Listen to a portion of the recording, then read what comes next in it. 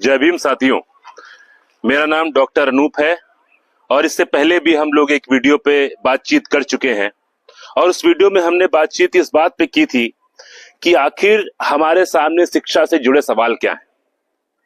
तो जब शिक्षा से जुड़े सवालों पर हम विचार करने जाते हैं तो हमें इस बात पर भी विचार करना चाहिए कि शिक्षा आखिर है क्या। आखिर शिक्षा के बारे में हमारे महापुरुषों ने कौन से विचार दिए। आखिर बाबा साहब का क्या सोचना था शिक्षा पे। क्या जिस परिवर्तनकारी शिक्षा की बात बाबा साहब कर रहे थे उस परिवर्तनकारी शिक्षा को हम आत्मसात कर चुके हैं कि नहीं। और जब ये सवाल हमारे जहन में उठते हैं तो मुझे लगता है कि आज की तारीख में शिक्षा पे एक संवाद होना चाहिए, जिसके लिए हमने फेसबुक पे भी एक पोस्ट डाली थी और आपका बड़ा समर्थन आया है। तो जो भी साथी हमें समर्थन कर रहे हैं, जो भी मुझसे बातचीत कर रहे हैं, मैसेजेस कर रहे हैं, सबसे पहले तो मैं उनका बहुत बहुत शुक्रिया अदा करना चाहता हूं। साथियों, मुझे लगता है कि हम परिश्रम करना तो खूब जानते हैं और इसलिए शिक्षा के क्षेत्र में हम काफी अग्रसर हो रहे हैं, लेकिन शिक्षा के सही मायने शायद हम नहीं समझ पा रहे हैं या कुछ लोग ही समझ पा रहे हैं। उसके कई कारण हो सकते हैं, क्योंकि शिक्षा, मुझे लगता है शिक्षा का मतलब है परिवर्तनकारी होना, शिक्षा का मतलब है सामाजिक होना, शिक्षा का मतलब है महापुरुषों की उस विचारधारा के आधार पर समाज निर्माण की ओर बढ़ना। शिक्षा का मतलब है इस देश को मजबूत बनाना, इस देश को आगे ले जाना। लेकिन शायद शिक्षा के क्षेत्र में सही सवाल ना पूछने की वजह से, शिक्षा को सही अर्थों में ना समझने की वजह से हम आज की तारीख में ये नहीं कर पा रहे हैं। और इसीलिए हमको एक शिक्षा संवाद की जरूरत है, ताकि हम समझ सकें कि शिक्षा का क्या मायने है, ताकि हम समझ सकें कि हमारे महापुरुषों ने शिक्षा के बारे में क्या कहा है, ताकि हम समझ सकें कि शिक्षा से जुड़े आज के हमारे मौजूदा सवाल क्या हैं, कौन से सवाल हमको सरकार से पूछने चाहिए और कौन से सवाल ऐसे हैं जिनसे हमें जूझना है भी। क्योंकि आज की जो बनी बनाई व्यवस्था है, जिस व्यवस्था के तहत आज हम शिक्षा पा रहे हैं, उसमें बहुत सारी कमियों को मैं देखता हूं और इसलिए इसका जवाब यह है कि हम लोग उसको मिल करके आगे ले जा सकते हैं। क्योंकि बाबा साहब शिक्षा को मुक्ति का रास्ता मानते थे और मैं मानता हूं कि मुक्ति हमारी एक साथ होकर के ही चल सकती है। अगर संविधान की हम लोग बात करते हैं तो संविधान के अंदर जो भाईचारा है, जो न्याय के लिए बाबा साहब ने दिया है, तो क्या हम उस भाईचारे को बना पाए हैं? क्या हमारी शिक्षा इस बात के लिए हमको प्रेरित करती है कि हम अपनी मुक्ति की तलाश समाज में करें? क्या हमको इस बात के लिए प्रेरित करती है कि इस देश की, समाज की मुक्ति में ही हमारी मुक्ति हो? क्या हमारे जहन में यह प्रयास के लिए उत्कंठा उठ रही है कि जो महापुरुषों ने, बाबा साहब ने जो विचार दिए हैं, उनके आधार पर इस देश का निर्माण किया जाए? तो साथियों, इसीलिए मुझे लगता है कि हमें एक शिक्षा संवाद में जाने की जरूरत है। ऐसा है कि हमारे पास विचार तो बहुत हैं, मुझे लगता है कि हम सब अकेले अकेले बैठ करके शायद विचार कर रहे हैं, लेकिन एक साथ आने की हिम्मत नहीं जुटा पा रहे हैं, एक डायलॉग नहीं क्रिएट कर पा रहे हैं। और हमने देखा है कि जितने अपने आप को सामाजिक पुरोधा होने का दावा करते हैं, जितने अपने आप को कहते हैं समाज के लिए बहुत सारी काम कर रहे हैं या राजनेता होने का दावा करते हैं, वो सारे लोग भी बड़े मंच सजा लेते हैं और आकर के भाषण देके चले जाते हैं, बड़ी बड़ी बातें कर जाते हैं, चाहे वो संविधान के बारे में कुछ न जानते हो, लेकिन संविधान सुरक्षा के दावे कर जाते हैं। लेकिन क्योंकि हम लोग जो शिक्षित समाज से आते हैं, जो ये बात समझते हैं कि विचारों के आधार पर अगर हमें कोई काम करना तो कैसे करना है, और इसलिए एक तरफा कोई विचारों को देने का काम करे, एक तरफा अपने मनगढ़ंत बातों को हमें देने का काम करें, तो हम इसको एक्सेप्ट नहीं करेंगे, क्योंकि हम संवाद में यकीन करते हैं। और अगर कोई बाबा साहब के विचारों पर शिक्षा का निर्माण करना चाहता है तो निश्चित रूप से उसे बात समझ में आनी चाहिए कि व्यक्तिगत मुक्ति नहीं हो सकती, इसलिए व्यक्तिगत विचार देने का काम भी नहीं हो सकता। ये संवाद से ही संभव है। संवाद मतलब डायलॉग, संवाद मतलब जहां हम और आप बैठ करके जिस बात पे चिंतन करें कि कहां कमी है, हमने आज तक क्या सीखा है, हमारे क्या अनुभव रहे हैं, हमारे संघर्ष क्या हैं। बहुत बार ऐसा होता है कि आपके संघर्ष सुन करके कहीं कोई किसी कोने में मोटिवेट होता है, प्रोत्साहित होता है।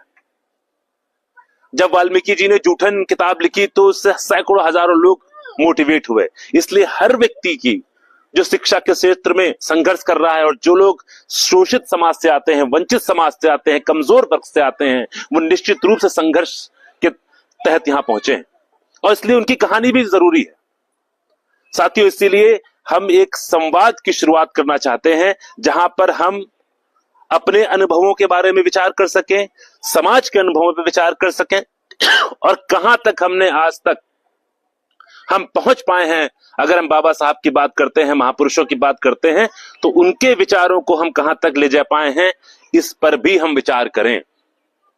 साथियों, इसलिए एक संवाद की जरूरत है। मैं चाहता हूं कि हम इस संवाद में भागीदारी करें, इस संवाद में एक दूसरे के समर्थन में उतरें और आप किसी भी कोने में बैठे हैं तो अपने विचारों से, अपने अनुभवों को हमें बताने का काम करें। और ये आप कई तरीके से बता सकते हैं, जैसी भी आपकी सुविधा हो। आप चाहें तो फेसबुक पे कमेंट कर सकते हैं, मैसेजेस कर सकते हैं और मुझे फोन कर सकते हैं, या फिर व्हाट्सएप चैनल का भी लिंक यहां पे डाल दूंगा मैं, ताकि वहां पर भी आप अपने विचार रख सके। और जो भी आपके विचार और अनुभव होंगे, हम कोशिश करेंगे कि आपके साथ उसको साझा किया जा सके, बाकी के साथ भी साझा करा जा सके।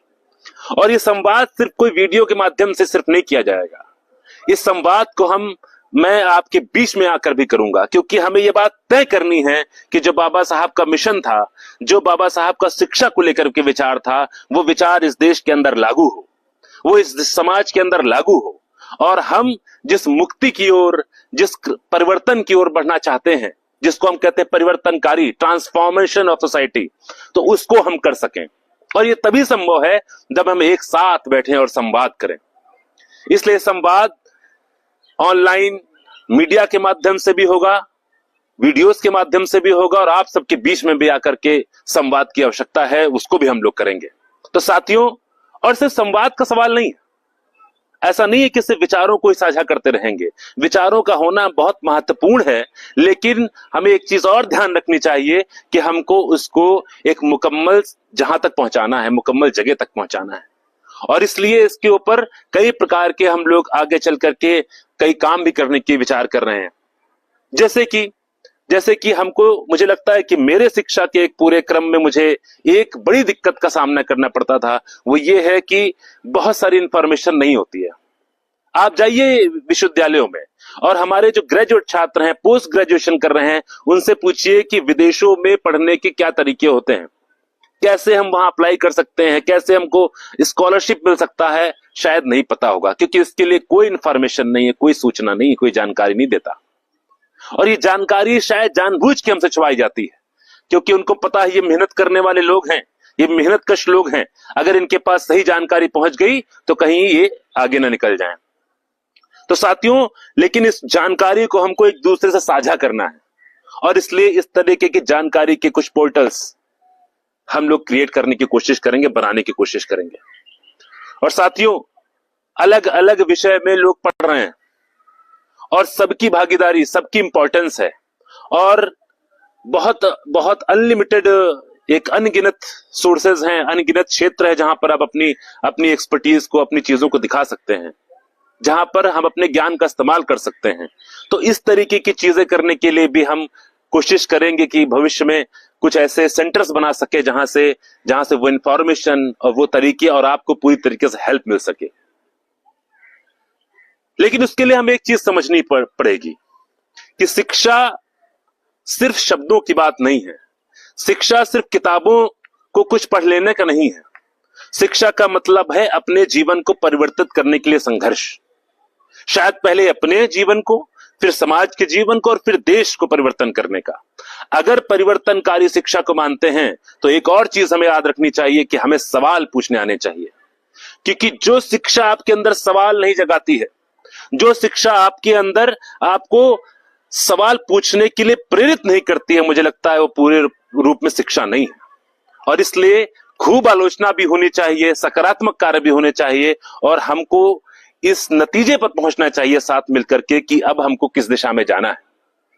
साथियों, इसीलिए शिक्षा संवाद की बात मैं कर रहा हूं आपसे, और ये लगातार अलग अलग विषयों पर कि क्या हमारे सवाल हैं, आज हमारे स्टूडेंट्स या जो ग्रेजुएशन पोस्ट ग्रेजुएशन कर रहे हैं और आने वाली पीढ़ी जो भी स्कूलों में है, उसको किस तरीके से सवाल करने चाहिए, किन सवालों से जूझ रहा है और हमारी क्या भागीदारी उसमें हो सकती है, हम किस तरीके से इस समाज को बेहतर बनाने के लिए शिक्षा का प्रयोग कर सकते हैं, इस पर हम ये संवाद करेंगे।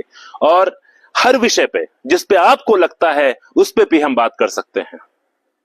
साथियों, इसी के साथ मैं अपनी बात खत्म करता हूं और जल्द ही एक नए विषय के साथ, जिसपे विषय की आज तो इस बात पे हम लोग चर्चा कर रहे हैं कि ऐसा क्यों करना चाहिए, एक शिक्षा संवाद क्यों लाना चाहिए। उस दिन हम एमएलसी स्नातक चुनाव की बात कर रहे थे और इसलिए जो चीजें हमसे अछूती हैं, जिस चीजों पर हमने ध्यान नहीं दिया है, वो निश्चित रूप से उसके पर दावेदारी कोई और कर देगा।